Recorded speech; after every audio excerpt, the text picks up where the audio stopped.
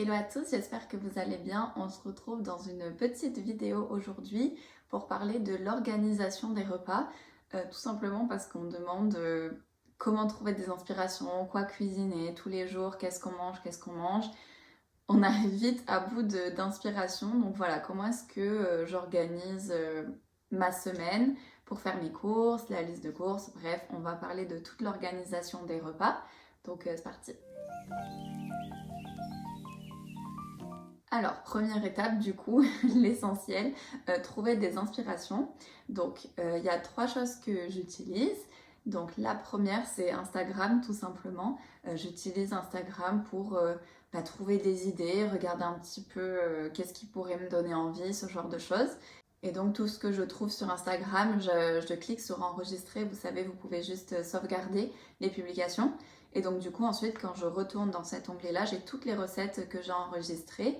Et du coup, ça me fait comme comme une vision. J'ai tout plein d'images, de trucs qui me donnent envie. Et donc, j'utilise ça pour savoir ce que je vais cuisiner dans la semaine. La deuxième chose que j'utilise, c'est Pinterest. J'utilise ça tout simplement pour trouver des idées en fonction de ce que j'ai déjà dans mon frigo. Je trouve que c'est beaucoup plus facile pour trouver des idées de recettes en fonction des aliments. Par exemple, j'ai des courgettes, je sais pas quoi en faire. Je tape tout simplement recette courgettes. Et puis là, il arrive plein d'images, de vidéos, enfin d'idées du coup de recettes à faire avec des courgettes. Donc je regarde ce qui peut m'inspirer. Si jamais il faut des ingrédients autres que les courgettes que je n'ai pas, je les note aussi sur ma liste. Et puis voilà.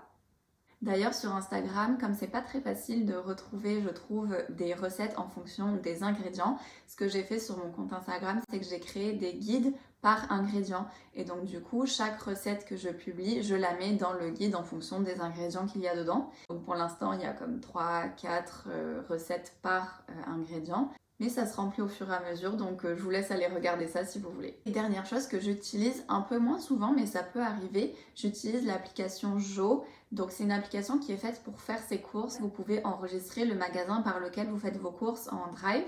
Et donc du coup, ça vous transfère votre liste en fonction des recettes que vous avez choisies sur votre application de courses. Je sais pas si c'est très clair. Par exemple, je fais mes courses sur Carrefour Drive. Donc au début de l'application, je l'ai renseigné. J'ai mis mon adresse mail de mon compte Carrefour. Et donc du coup, ça transfère mes listes de courses en fonction du magasin dans lequel je fais mes courses, en l'occurrence Carrefour. Et donc du coup, j'utilise un petit peu cette application quand j'ai vraiment aucune idée ou que j'ai envie de faire des trucs qui changent un petit peu ou que j'ai pas vraiment l'habitude de faire. Ça propose vraiment beaucoup de choses. Au tout début de l'application, vous enregistrez si vous avez un régime alimentaire particulier. Par exemple, moi j'ai mis pas de crustacés, je crois que je l'ai renseigné. Dans tous les cas, j'ai mis végétarien, donc il ne me propose pas de recettes avec de la viande. Vous renseignez aussi si vous avez du matériel de cuisine. Donc par exemple, vous dites si vous avez un four ou pas, si vous avez un mixeur ou pas, ce genre de choses pour pas qu'ils vous proposent de recettes que vous n'êtes pas capable de faire avec ce que vous avez chez vous. Donc ça c'est aussi super cool. Si vous n'avez pas de four par exemple, il ne vous proposera pas de recettes qui nécessitent un four. Du coup, on arrive à notre deuxième étape. Là, à cette étape-là, on a notre liste de courses. Alors, première chose, je vérifie si dans ma liste, j'aurais pas écrit des choses que j'ai déjà. Donc, avec ma liste, je vais regarder dans mes placards si jamais j'ai finalement des tomates ou quelque chose comme ça. Et je vais aussi regarder s'il y a des choses qui me manquent, des choses que j'ai finies et que j'ai pas remis dans ma liste. Donc voilà, je réajuste un petit peu ma liste chez moi en fonction de ce que j'ai dans mes placards ou pas.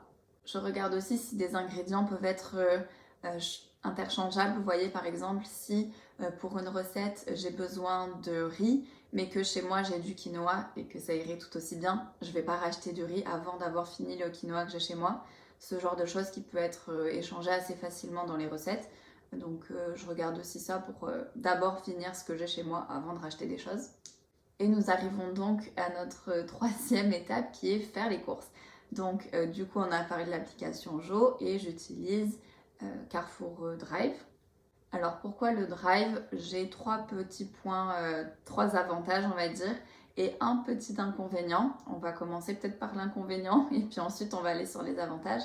Donc la seule petite chose c'est que je trouve que c'est moins facile pour lire les étiquettes. On en parlait dans la vidéo de la semaine... Ouh, c'était pas la semaine dernière, c'était il y a 2 semaines. Donc pour lire les étiquettes, je trouve ça un petit peu moins facile.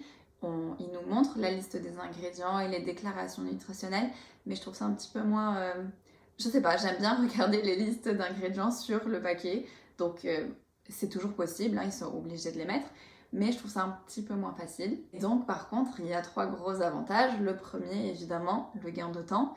J'ai pas besoin d'aller au magasin, de faire mes courses dans les rayons, d'aller à la caisse, de faire la queue à la caisse. C'est aussi beaucoup plus adaptable. Je peux faire mes courses le soir chez moi à 23 h. Donc du coup, j'ai pas besoin de me plier aux horaires du magasin parce que j'ai des horaires de travail un peu particulières. Donc si je veux faire mes courses un dimanche à 23 h, je peux faire mes courses un dimanche à 23 h. Et du coup, ça ne me prend pas de temps le reste de la semaine. Donc gros point positif, peut-être le principal. La deuxième chose, c'est que je remarque aussi que j'achète moins de choses quand je fais mes courses sur le drive que en magasin. Alors j'achète pas moins de choses dans le sens où je m'affame, hein. J'achète tout ce dont j'ai besoin, mais justement, c'est tout. Je n'achète que ce dont j'ai besoin. Quand on va faire nos courses dans le magasin, on peut passer devant un rayon en nous disant «Oh tiens, j'avais pas pensé à ça en faisant ma liste». Sauf qu'en fait, si vous l'avez pas marqué dans votre liste, si vous avez bien fait votre liste avant, si c'est pas marqué dans votre liste, c'est que vous n'en avez pas besoin. Donc du coup, je trouve que ça permet de moins acheter des choses qui ne sont pas nécessaires. Donc, deuxième avantage. Et puis le troisième, c'est que j'aime bien être dans mon canapé, regarder sur Pinterest, regarder sur Instagram et faire mes courses en même temps. C'est beaucoup plus compliqué d'être sur les réseaux sociaux quand on fait nos courses en physique.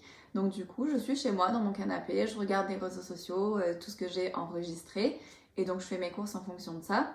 Je trouve ça aussi pratique pour aller vérifier dans mes placards. Par exemple, si je pense à un ingrédient qui n'est pas dans ma liste, je vais pas me demander est-ce que je l'ai pas mis parce que j'en ai ou est-ce que je l'ai pas mis parce que j'en ai oublié. J'ai juste à aller regarder dans mes placards et puis voilà, donc je trouve ça beaucoup plus pratique. Donc voilà pourquoi je fais mes courses par le drive, je recommande. Oh, et non, c'est pas plus cher. Je sais que c'est quelque chose qu'on entend souvent, de faire ses courses en ligne, c'est plus cher. Non, quand je fais mes courses pour une semaine en magasin ou quand je fais mes courses pour une semaine sur le drive, je paye pas plus cher. Donc je sais pas pourquoi. Est-ce que vous avez remarqué une différence de prix si vous faites vos courses par le drive? Dites-le moi.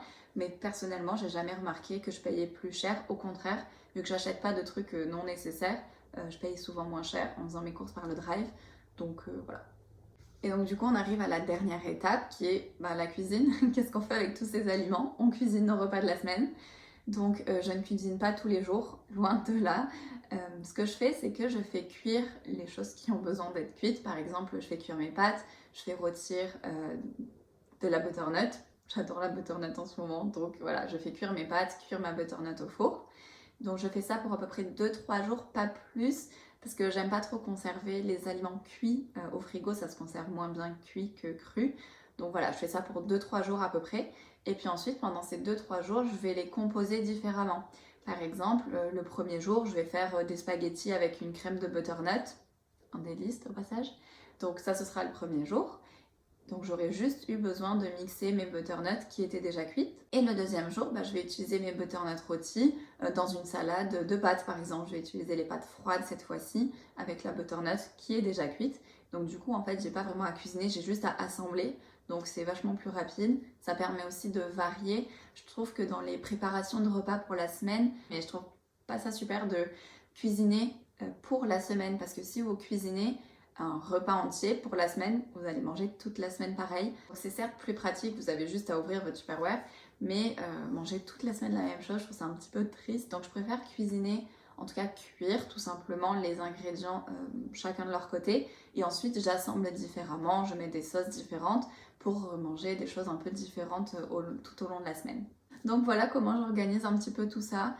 Il n'empêche qu'il y a des jours où j'ai la flemme et je me fais juste des pâtes, évidemment.